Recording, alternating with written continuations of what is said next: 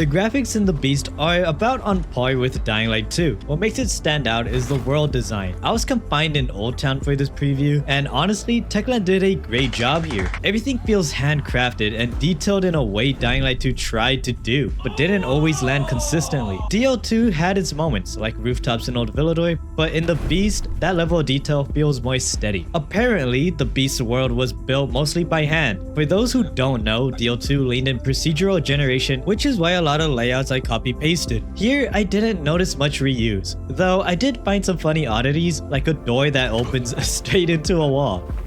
What is that door? Look at this. It just leads into the wall, bro. What? Oh, I found it again. I also liked how the weather can play a role. Just like in Dying Light 1, rain amps up electric mods. Plus, the environment reacts to you at times. You could bust through some windows, even though it is a bit anticlimactic, or send zombies through furniture. I really love this feature in the game, and I really wish that almost everything, if not all things, react to you. When it comes to lighting, the sun is actually dynamic. You can see it moving around. It's not a slideshow like in DL2. However, it is not perfect. Yes, you do see the shadows moving, but then they just stop. You don't see the shadows constantly moving like in Dying Light 1, and it doesn't always accurately reflect as well. It's somewhat of a placebo effect. I would say it's about in the middle. Hopefully it's fixed by the time the game comes out.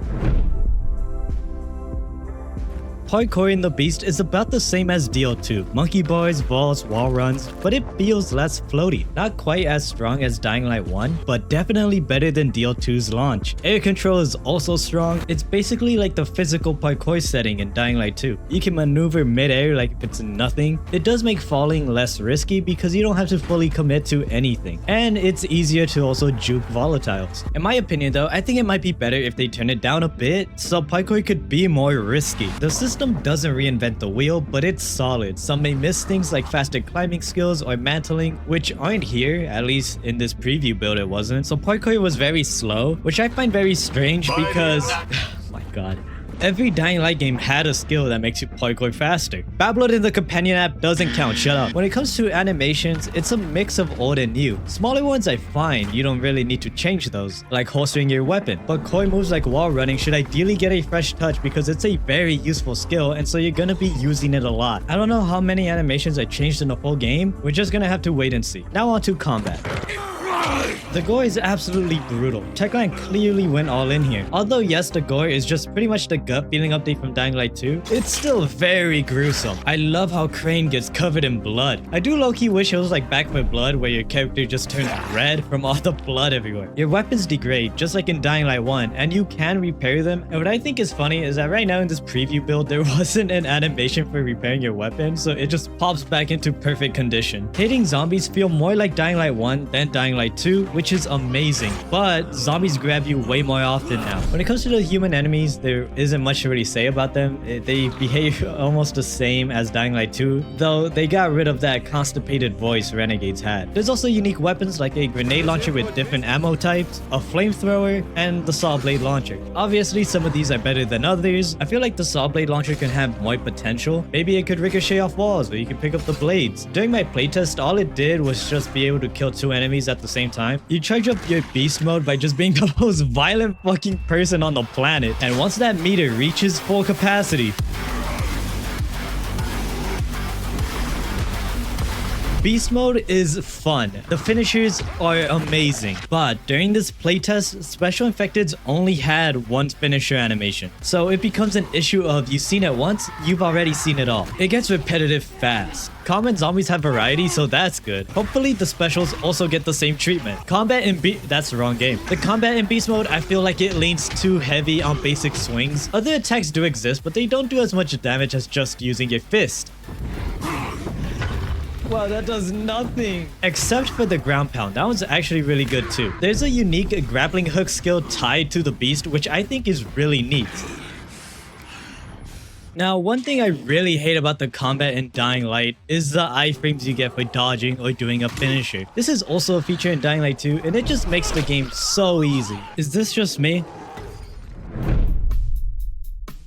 Nighttime is where fans really want Dying Light to shine, so the first thing I did when I got access was start a level 4 chase, expecting the thrill DL1 gave me. Right now though, it feels closer to DL2's night. Level 4 doesn't bring new surprises, no unique infected, no big escalation. It's early, so this might not be final, but I do hope Techland adds more intensity here. So quick update, ever since my Nighttime is easy video, the lead franchise director for Dying Light, Timon Smectala, saw the video and left a comment confirming that they will be tweaking the night to make it more scary and difficult. So that's amazing to hear, because scary nights are part of what made Dying Light iconic.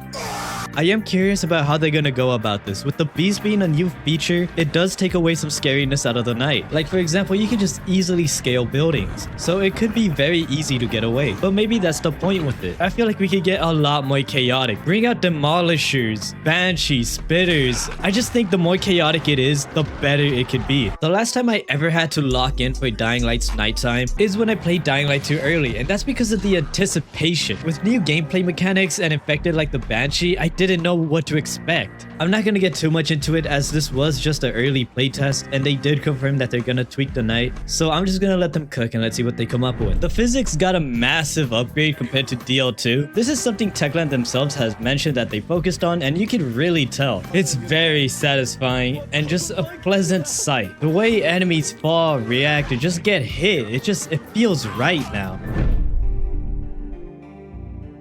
I think the truck is very satisfying to drive. It's not noticeably fast like the buggy from Dying Light 1. Instead, it feels a lot heavier and grounded. And the cool thing about it is that every time you're driving, you can hear the music ramp up.